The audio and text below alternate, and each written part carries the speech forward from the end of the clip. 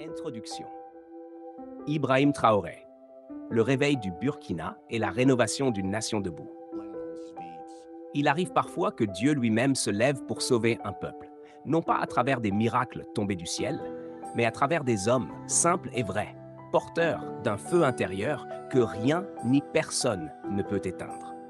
Ces hommes ne cherchent ni l'or, ni la gloire, ni le trône. Ces hommes cherchent la justice, la libération, l'honneur pour les leurs. Aujourd'hui, au cœur de l'Afrique de l'Ouest, un de ces hommes s'est levé. Il s'appelle Ibrahim Traoré, un fils du sol, un soldat du silence, un cœur humble rempli de feu. Et depuis qu'il a dit assez, tout le Burkina Faso a commencé à se réveiller. Le peuple burkinabé, blessé, pillé, trahi, humilié pendant des décennies, cherchait un chemin, un repère, une voie qui ne tremble pas devant l'ennemi. Et cette voie est venue, non pas dans le vacarme des promesses politiques, mais dans le calme puissant d'un engagement militaire, populaire, patriotique et spirituel. Ibrahim Traoré n'est pas venu pour séduire, il est venu pour refaire, pour reconstruire un pays cassé, pour redonner au Faso ce qu'on lui a volé, sa souveraineté, son courage, sa dignité.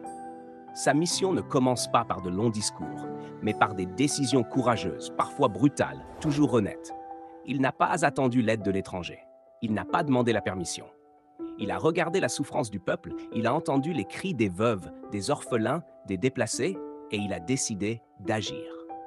De là est née la rénovation profonde du Burkina Faso. Une rénovation qui n'est pas seulement physique, mais morale, patriotique et révolutionnaire. Le premier chantier, c'est la sécurité. Le pays était à genoux. Le terrorisme avait frappé fort. L'État s'était replié. Les villages étaient abandonnés. Les enfants ne pouvaient plus aller à l'école. Mais Traoré a dit « plus jamais ça ». Il a pris la tête du combat. Il n'a pas envoyé des ordres de loin. Il est allé sur le terrain. Il a créé les VDP. Il a redonné la dignité aux soldats. Il a mobilisé chaque citoyen comme acteur de la défense nationale. Il a rappelé une vérité simple, mais puissante. Le pays ne sera libre que si le peuple décide de le défendre. Le deuxième grand pilier, c'est la souveraineté économique. Ibrahim Traoré a posé une question que peu osaient poser. Pourquoi sommes-nous pauvres alors que notre sol est plein d'or?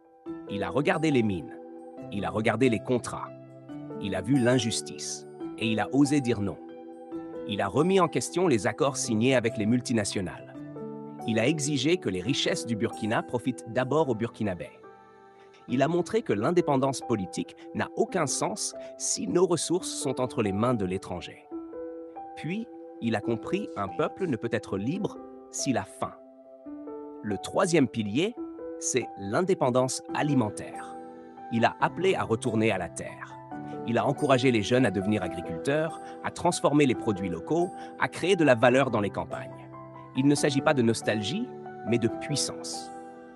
Car celui qui nourrit son peuple est plus fort que celui qui achète à manger ailleurs. Il a fait de l'agriculture un outil de guerre contre la dépendance, un instrument de reconstruction nationale. Mais Traoré est allé plus loin. Il a vu que la colonisation mentale était plus dangereuse encore que la domination physique. Il a lancé un appel à la révolution des consciences. Il a dénoncé les élites déconnectées, les institutions vendues, les discours creux. Il a appelé la jeunesse à penser africain, parler africain, bâtir africain. Il a rappelé que la véritable liberté commence dans la tête et dans le cœur, là où naît la volonté de refuser l'esclavage, de rompre avec la fatalité et de se relever avec fierté. Un autre chantier de taille, c'est la lutte contre la corruption. Pas seulement avec des mots, mais avec des actes. Il a réduit les salaires indécents, coupé les dépenses inutiles, refusé le luxe, dénoncé les abus. Lui-même vise simplement. Pas de cortège interminable, pas de jet privé, pas de discours pompeux. Il donne l'exemple. Il montre qu'un vrai leader sert le peuple, ne se sert pas du peuple. Et dans ce comportement, il réconcilie le pouvoir avec la vérité. Sur le plan diplomatique, Ibrahim Traoré a bouleversé les codes. Il ne va pas quémander dans les chancelleries. Il parle avec fermeté. Il regarde les puissances dans les yeux. Il affirme la voix du Faso avec fierté. Il s'est allié au Mali, au Niger, dans une union révolutionnaire appelée l'AS. Une alliance qui ne cherche pas l'aide, mais l'unité, la stratégie, la force partagée. Il veut créer une Afrique des peuples et non une Afrique des dépendants. Mais l'un des plus grands combats d'Ibrahim Traoré, c'est l'éducation libératrice. Il veut une école nouvelle, une école qui éduque pour libérer, pas pour soumettre. Il veut que chaque élève connaisse Thomas Sankara, que chaque étudiant sache comment l'Afrique a été pillée, que chaque enseignant transmette la fierté noire, la puissance du passé et la vision de l'avenir. Il veut que la jeunesse arrête de rêver d'Europe et commence à rêver du Faso. Et dans cette vision, il n'exclut personne. Les femmes, les enfants, les anciens, les pauvres, les oubliés, tous sont appelés à participer. La rénovation qu'il propose n'est pas un chantier réservé à quelques-uns. C'est une mobilisation nationale. Une guerre sainte contre l'ignorance, la peur, la dépendance, la résignation. Et cette guerre-là, elle se gagne avec l'unité, le travail, le sacrifice. Ibrahim Traoré n'a pas promis le paradis. Il a promis la vérité, le courage, la reconstruction. Il sait que ce sera long. Il sait que les ennemis sont nombreux. Il sait qu'on voudra l'abattre, l'isoler, le faire taire. Mais il a choisi d'avancer. Parce qu'il sait que ce qu'il construit, ce n'est pas pour lui. C'est pour les générations qui viennent. Pour que demain, les enfants du Burkina Faso ne grandissent plus dans la peur, mais dans la lumière de la liberté. Et toi qui écoutes ces mots aujourd'hui, que ce soit depuis Ouagadougou, Bobo-Dioulasso, Dori, ou bien depuis une autre terre d'Afrique ou du monde, sache ceci. Si un seul homme peut oser dire non à l'injustice, alors tout un peuple peut se lever pour bâtir un destin nouveau. Si Ibrahim Traoré peut affronter les puissances du monde avec foi, nous aussi, nous pouvons affronter nos peurs, nos blocages, nos faiblesses et devenir les rénovateurs de nos propres vies. Le Burkina Faso est en train d'écrire une nouvelle page. Une page écrite dans le sang, la sueur, la foi.